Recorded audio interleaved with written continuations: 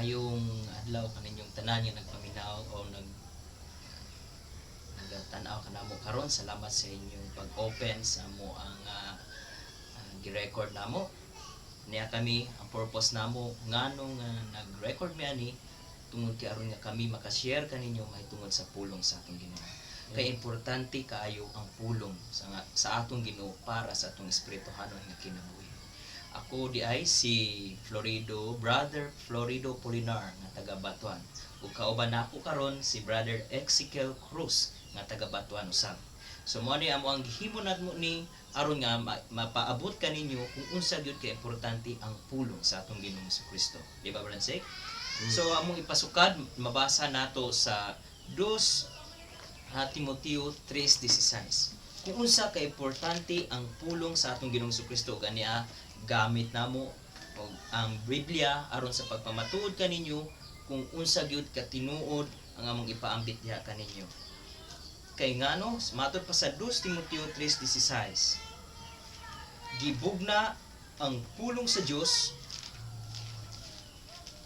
ang tibuok nga kasulatan gibugna sa Dios ug may kapuslanan kini alang sa pagtudlo, sa pagbadlong, sa pagsaway, sa pagmatuto, sa pagkamatarong. Aron ang tao sa Dios mamahingpit nga maandam sa bug-os alang sa tanang maayong buhat. Mao gini unsa ka importante ang kasulatan sa matag usa kanato. Kay ngano number 1 gihimo ni mao ni kapuslanan alang sa pagtudlo aron matudloan ang matag usa kanato. Ikaduha, aron nga kita mabadlong, naay pagbadlong. Then kani usab mo'y musaway sa atong mga buhat. Ug mao kini matuto aron nga kita mahimong matarong. Mao kini importante, di ba, Brad Sig? Ug unsa may mo ka-istorya kung ngano nga naghimo man kita alang sa pagtuki o sa pag saysay mahitungod sa Biblia. Mo na nga importante gud nga magtuki ta kay sa espiritual nga bahin kani mulungtad mo gyud sa kahangturan. Mo ni tagaan gyud nato ni pagtagad kay matud pa sa Mateo 6:33 unahan ninyo pagpangita ang gingharian sa Dios ug nga tanan kining mga butang ay gadugang ra. Mo na nga tagaan gyud nato pagtagad ang espiritual nga bahin. Mo na nga karon mi-share mi ninyo aron usab kamo makahibaw sa among naibalawaan may tungod sa Biblia kay matud pa sa Mateo 4:4 ang tao di mabuhi sa tinapay lamang kung dili sa matag pulong nga gula sa baba sa Dios. Mga na mga igsoon, higala, mga viewers diha, nga kinahanglan nga atog yung tagad pagtagad nga di ta mo laban sa tong reliyon, kun dili labanan nato ang iyang mga pulong. Kay mao man isugo sa atong Ginoo sa Marcos 16:15 nga gisultihan ni Ginoo sa iyang mga tinuod nga panglakaw kamo sa tibuok kang kalibutan ug iwali ang maayong balita sa tanang binuhat ug ang moto maluwas sa panandili mo to paghuman sa silot. Mo na nga karon kami mi-share ni Brad Florido karon may tungod sa pulong sa atong Dios. So mao gini importante kayo. Now, kung ato usab nga hisgutan kung unsa gyud ka importante matud pa sa Bugna 1:3 kamo karon nga naga-tan-aw o nagapatalingog sa kanamo karon matud pa sa Revelation chapter 1 verse 3 matud pa bulahan siya nga nagabasa ug sila nga nagapatalinghog sa mga pulong sa tagna ug nagabantay sa mga butang nga nahisulat niini kay haduol na ang panahon. Mao gini mga igsuon ug higala nga naga-view namo karon nga ang Dios sa kanunay nagapahinumdom sa matag usa kanato kay kitang tanan na among gyud makasasala. So atong i-admit nato nga kita makasala ug atong tun-an ang pulong sa atong Ginoo aron nga kita mahimong bulahan o makaambit kita sa kaluwasan nga diha sa atong Ginoo lamang. Una, bulahan ang nagabasa. Kita karon, ako karon nga nagabasa may tungod sa Biblia, akong bulahan ako karon. O kamo usab nga nagapatalinghog sa pulong o kamo nga nag-view o nagtan-aw kanamo karon. So bulahan usab kamo ug labaw sa tanan kung ato ning pagabantayan ang pulong nga naisulat niini. Kay ngano kung sa diha nga nahibuan na nato ang pulong nya i-apply nato sa atong kaugalingon. Mao na number 1 nga pagkabulahan nato kay magalakaw na kita sa dalan diha sa atong Ginoong Kristo. Di ba, Brad Sig? Mao gina Brad Flo, nga kinahanglan gyud nga atog yung paminaw ng pulong sa Dios. Kay matud pa sa atong Ginoo nga ang akong mga karniro nagapatalingog sa akong tingog. Amen. Importante nga atog yung paminaw ng pulong sa Dios kay ug di ta maminaw dili kita iya sa Dios. Kaya atong Dios nagatudlo kinig maayo para sa mga tao. Wa ni magsugo ang atong Ginoo magtudlo nga mo nay buhaton nga dautan kun dili kaayuhan sa atong espirituhanon nga pagkinabuhi. Mao ni na Brad Florido nga kinahanglan paminawon ginato sa tanan ang mga pulong sa atong Ginoo nga dili ang doktrina sa tao kundi ang doktrina nga mabasa nato sa Biblia. Mao na. So, mo ni nga kamusam nga nagpaminaw matud pa sa Hebrewhanon 3:7. Kay kung atong basahon sa Hebrewhanon 3:7, dili gyud nato pagpatighaon ang atong kasing-kasing. Ha? Kung kita matud pa sa Hebrewhanon 3:7, akong basahon. Tungod ni ana bisan ingon sa gisulti sa Espiritu Santo kung pagapatalingugan ninyo karong adlaw ang iyang tingog sa utso, dili ninyo pagpatighaon ang inyong kasing-kasing ingon sa paghagit sama sa adlaw sa pagtintal dito sa kaminawan. So karon nga dungog nato tigyon nato pagpatighaon ang ato ang kasing-kasing. Kay importante kayo ni ang ato nakasalalay nato ani ang atong kaluwasan. So kami karon nagpadayag way gida nga congregation kun dili diha lamang sa atong Ginoong Kristo. Ang atong Ginoo nagpahibaw sa mga apostoles, wa siya nagtugon nga panglakaw kamo aron nga maghimo og congregation. Kun dili nagingon lamang kani nga panglakaw kamo og iwali ang maayong balita sa tibuok ng katawan. So siguro sa paagi nini nga among gibuhat namo nga among gi-upload nini aron nga maipadayag diha kaninyo nga mukanap ang pulong sa atong Ginoong Kristo. Aron nga matinuod yun kung unsa giingon sa Biblia nga iadto sa mga katawhan, maipadayag ni sa mga katawhan. So mao ni nga ato gining tun-an. Ug nga matud pa sa Mateo 16:15-16. Kay ngano basing masiguro mo makaingon mo unsa kani nga congregation? Unsa ka congregation kaning ni-upload ini? Wa mga igsoon. Way gida nga congregation, ang relihiyon nga gidala namo si Jesus lamang. So wa namin nagtukod og usa pa ka relihiyon, kundi diha direct sa atong Ginoong Kristo lamang, kay way relihiyon nga makaluwas kundi ang atong Ginoo lamang. Matud pa sa Mateo 16:18, unsay giingon niini? Sa diha nga si Pedro gitugon siya sa atong Ginoong Kristo nga kinahanglan ato ning pagabuhaton mo ni atong sundon. Matud pa sa Mateo 16:18, ug ako nagaingon usab kanimo nga ikaw mao si Pedro, ug sa ibabaw nining bato pagatukuron ko ang akong iglesia. Ug ang mga ganghaan sa Hades dili makadaog kaniya. Ug kanimo sa 19, ug kanimo akong igahatag ang mga yawi sa gingharian sa langit. Ug ang imong pagagapuson sa yuta, pagagapuson sa langit. Ug ang imong pagahubaran sa yuta, pagahubaran sa langit. Buot pasabot mga igsoon sa 18, bisan pa si Apostol Pedro, giingnan siya sa Dios nga niining bato pagatukuron ko ang akong iglesia. Buot pasabot mga igsoon, gitukod na daan sa atong Ginoong Kristo.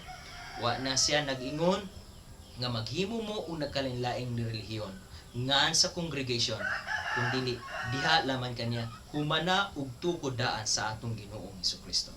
Di ba, Brad Sig? Mao gyud. Wa gyud gi-mention sa Biblia unsang ngalan sa reliyon. Ang gi-mention diha mao ra ang iglesia sa atong Ginoong Kristo. Siya ray magtutukod. Di sama sa atong nakita karon sa kalibutan nga daghan ang nagtukod. Ngano man tungod kay adunay personal interest. Okay. Wala kami, ang among interest is spiritual. Gusto mi mo share ninyo nga way bayad. Nga di pare sa ubang reliyon nga mo share sila pero nay bayad. Mo na karon nadawat na mo ning pulong sa Dios nga way bayad gikan sa Ginoo, mao ko ning ipanghatag usab namo ning pulong sa Dios nga walay bayad. Amen. Yung kahit sa Biblia, Bert Florido, ang magtutukod si Ginoong Hesus ra. Amen. Matod pa diri sa 1 Corinto 3:11, kay walay laing patukuranan nga ikabutang ni bisan kinsa sa dugang sa namutang na nga mao si Kristo. Amen. Walay laing patukuranan. Mo na kami unay mangutana, kinsa inyong founder? Si Jesus Christ. Unsa may ngang sa inyong reliyon? Kristohanon. Di daghang mga Kristohanon. Kristohanon. Jesus Christ ang mong founder. Ano man, dituko na ni sa atong Ginoo kaniadto. Nga sa to pa di ata sa payan nga magtukod na puta di pare sa ubang grupo nga miabot na 30,000 ka rehistrado nga reliyon. Puros mo ang kuno tinuod. Ug tas Biblia ang matutukod si Ginoong Hesus ra. Mo na karon, among himo padayon lang kami sa gibuhat sa mga apostoles kaniadto nga mao ang pagsangyaw sa maayong balita. Amen. Mo na mga igsoon. Kay dugang nga bersikulo Brad Sek nga pagpamatuod nga nganong ang atong Ginoong Kristo lamang atong sundon ug di na ta angayan pa nga magtukod pa og relihiyon. Kay matud pa sa buhat 4:12 or sugod lang nato sa 11 kay nasayon man kita nga si Jesus mao ang bato, di ba? So si Jesus mao ang bato. So matud pa sa buhat or Acts 4 chapter 4 verse 11 up to 12. Matud pa kini mao ang bato nga gisalikway ninyo nga mga magtutukod nga nahimong pangulong bato sa pamagang. So, ibaw nga daghan na kayo karon nga nagtukod yun og congregation o sa kareliyon nga nahimong nasalikway ang atong Ginoong Kristo. Kay ngano man tungod sa ngalan sa usa ka reliyon. Ug sa 12 matud pa, ug diha sa lain walay kaluwasan. Gikan kang bisan kinsa kay walay lain nga ngalan sa ilalom sa langit nga nagahatag sa taliwala sa mga tao nga diha kaniya mga luwas kita. Kisama kani nga lana ang ato lamang Ginoong Kristo. Diha lamang makabaton ta og kaluwasan. Diha kaniya. Di ba, Brad? Oh, yun. Pinagi lamang sa atong Ginoong Hesus nga kita makabaton og kaluwasan. Mo na nga atog yung himuon nga magtutukod mao gyud si Ginoong Hesus. Nga kita brothers and sisters in Christ rata. Ang founder mao na si Jesus Christ. Kita man nagsuon lamang kita. Mo na nga gihimo sa mga apostoles nga gipadayon nila ang pagsangyaw sa maayong balita nga aron gayud masayod sa kamaturan. Usa gyud mas labing sipo nga doktrina nga pag-alagad sa atong Ginoo. Nagwarita sa Efeso kapitulo 2 bersikulo 20 nagingon, sa mga tinukod kamo sa ibabaw sa patukuranan sa mga apostoles ug sa mga manalagna nga si Jesucristo gayud mao ang pangulo nga bato sa pamagang. Sa to pagkisa ni pangulo mao diay si Ginoong Jesucristo. Mao na karon atong yung tuwan nga si Kristo mo atong labaw. Mao na kami karon nag-share kaninyo aron dili ta mo dapig sa ngalan sa atong reliyon kun dili napigan naman nato ang iyang mga pulong. Kaya ang iyang pulong mao ni makahatag nato kaalam, kahibalo, may tungod unsaon maluwas. May matud pa diri sa 2 Timoteo 3:15, matud pa ni Apostol Pablo, ug nga sukat sa imong pagkabata himbaluan nimo nga ang bala ng kasulatan magkapahimo kanimo nga manggialamon ngadto sa kaluwasan pinagi sa pagtuo ngala kang Kristo. Sa to pinagi ning balang kasulatan nga nasulat dinhi sa Biblia. Mao na makapahimo na to nga manggialamon. Ngadto lang basa tas Biblia, mga itagtabang sa atong Ginoo, giyahan ta aron makasabot ta sa atong ibasa. Mao ra na mga igsoon niya atong buhaton ni kinabuhi unsa itong nabasa sa Biblia aron kita matinod nga tinud gayud nga katawhan og anak sa atong Dios. Mao na mga igsoon ug higala. So mao gid unsa ka importante ang ngalan sa atong Ginoong Kristo. Mao ni nga bisan pa ay sa una pang panahon naa na din nagkanilain pa nga naa na gid ay nagkanilain pa naghimo og relihiyon kasi ha kay matud pa sa Roma 10:2 ha sa Roma 10:2 bisan pa sa nadili katinga nga naa na gyud niya apan giingon sa atong Ginoong Kristo nga ato gyud ning bantayan. Matud pa sa Roma 10:2 matud pa kay ako nagapamatuod kanila nga sila adunay kakugi alang sa Dios. Pasabot ni mga igsoon nga naa usab kakugi may tungod sa Dios. Apan dili sumala sa kahibalo. Kay sa 3, kay sanglit wala nila hisayri ang pagkamatarong sa Dios o ginapaninguha nila ang pagtukod sa ilang kaugalingon. Wala sila magpasakop sa pagkamatarong sa Dios. So naay mao lagi nagingon na ni Brad Ezekiel nga nagtukod nga with sa kaugalingong interest, ha? Personal interest. Ngano kaha? So mao ni nga ang matag usa kanato ato gining sulayan ato aning sutaon kung unsa gyud ka importante, kung unsa gyud ang tinuod nga reliyon. Kay ngano ang sa amo nagingon ganina, ang tinuod nga reliyon diha lamang sa atong Ginoo Jesucristo. Wala nay lain pangangalan nga igabutang sa bisan asa, kundi diha lamang sa atong Ginoo Jesucristo. Kay sa 1 Juan 4:1, mo ni pahinumdom, ha? Ato hinumduman nga bisan pa sa unang panahon, matud pa sa mga apostoles, labos tanan diha sa atong Ginoong Jesucristo nga ato gyud ning pasulayan, atong pabantayan kung unsa gyud angay natong buhaton. Kay daghan ang mga bakakon nga manalagna dinhi sa kalibutan. Ako basahon, ha? Sa 1 Juan, 1 John chapter 4 verse 1. Kung sigingon, mga hinigugma, dili ninyo pagtuhuan ang tanan nga espiritu, kundili sulayan ninyo ang mga espiritu kung iya ba kini sa Dios. Kay daghang bakakon nga manalagna nga manungha sa kalibutan. O ni mga igsuon, migala ko diha ni Kristo nga gipasidan-an natang daan nga kinahanglan kita at di gyud natutuan ang tanang espiritu, kundi ato gining sulayan, ato kining sutaon aron mabuan nato kung unsa gyud tibuok nga kamatuoran. Kay tanan nga nagdala og Dios nagaingon gid na nga kami mo'y matuod. So ato gining sulayan kay nasayod na ta nga diha lamang kanya makabaton kita og kaluwasan. That's it. Oh, yun.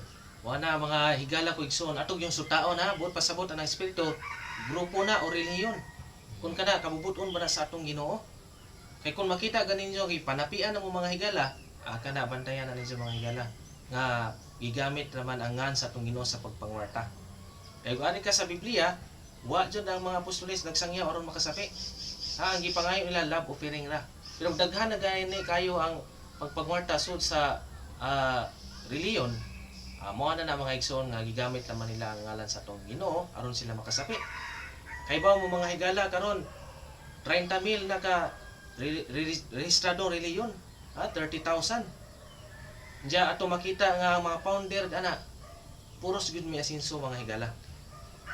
Ana pag ganing uban mo apel pag ganing pamulitika, isod pag party list. Ngano man ila nakita nga na sila ika-afford og panggastos sa eleksyon. Mo na mga higala nga inyong bantayan kun kana kabubuton ba kana sa Ginoo. Kay karon daghan na kayong reliyon karon.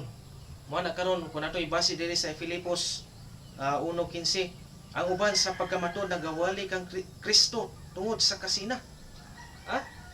Nagawali sa ngalan sa atong Ginoong Kristo tungod sa kasina. Ngano man kanang kasina man? Pariharag doktrina pero wa man kayo sa ngano man tungod sa kwarta. Ikaduha, ug sa paglalis. Galalis siguro wa makasinabot sa kita sa simbahan. Mo na nga galalis. Ug ang uban usab tungod sa maayong kabubuton. Sama ka namo karon mga higala, mga igsoon. Kami gyud nagwali tungod sa maayong kabubuton. Mo na karon mga higala, panahon na buksan ang inyong salabutan. Mangayo mo tabang sa labutan nga pinaagi sa atong Ginoo nga makabaton mo kaalam mo kahibalo. Nga basa mo sa Biblia, research mo. Narabay ibang grupo nga di pabasahon ang mga membro, ang pastora. Basa ta, kay gitagaan ta katungod nga mo basa. Mao na mga igsoon, kay nagaingon sa diri sa 17, sa Filipos 1:17, apan ang uban tungod sa pagkabahin-bahin nagamantala kang Kristo sa walay putli nga tuyo, nga naganuna sa pagdugang sa kasakit alang kanato sa akong mga Diyos. Sa ato pa na uban nga nagmantala tungod sa pagkabahin-bahin, nagamantala sa walay putli nga tuyo. Sa ato pa naglawgaw naman sa mga katawhan. Mo na karon mga igsoon ko higala mo na kami gikan kami sa nagkalalayng reliyon. Diba Brad Florido? Gikan mi pero migawas mi aron may usa mi diha sa atong Ginoong Kristo. Kay giisip na mo nga magtutukod dai si Ginoong Hesus ra ug ang ngalan sa iyang grupo mao ra ang Jesus Christ o Kristohano. Mo na karon mga higala nga padayon ta nga pag-research sa Biblia sa Balang Kasulatan. Padayon ta atong buksan atong unang-unang sa labutan aron gayud kita masayod. Ah, So, mao na to ang first namo nga recording. Sunod, daghan kayong salamat sa inyohang pag hatag og time para namo ug nga inyohang sa hinaot nga inyohang pag yun nga i-follow up, inyohang pag yung sundon ang uban pa namo nga mga records. So, daghan kayong salamat kung magaingon ko kaninyo ang Ginoo kanunay ana sa matag usa kanato. Praise the Lord.